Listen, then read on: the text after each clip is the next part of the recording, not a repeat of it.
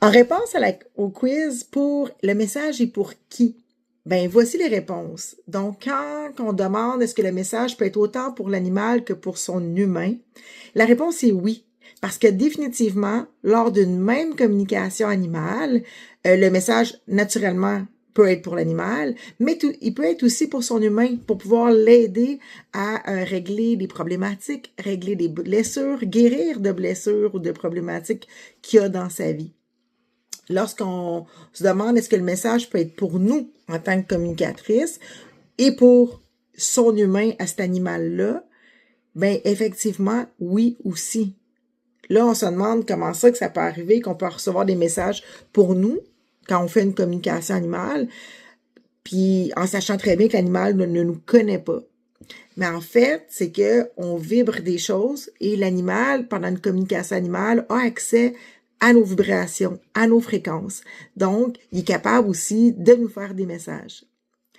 Quand il demande est-ce que le message peut être aussi pour un autre animal de la maison, bien effectivement, si la personne n'a pas demandé à faire une communication avec un autre animal qui est dans la même maison que lui, ben c'est sûr et certain que des fois, l'animal va en profiter pour parler d'un autre qui aurait peut-être besoin de faire un message, ou l'autre animal va un peu entrer dans la conversation pour pouvoir lui aussi dire des messages, dire des problématiques, des inconforts, tout ça. Donc, c'est des choses qui peuvent arriver. Et finalement, est-ce que le message peut être pour un autre animal de son entourage ou de son troupeau à cet animal-là?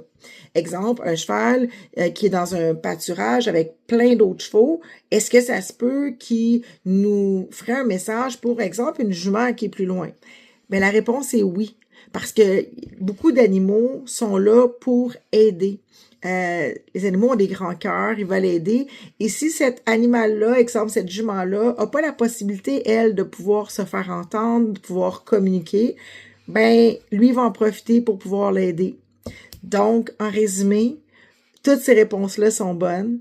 Lors d'une communication animale, le message pourrait être autant pour l'animal en question, pour un animal de son entourage, pour un animal qui côtoie.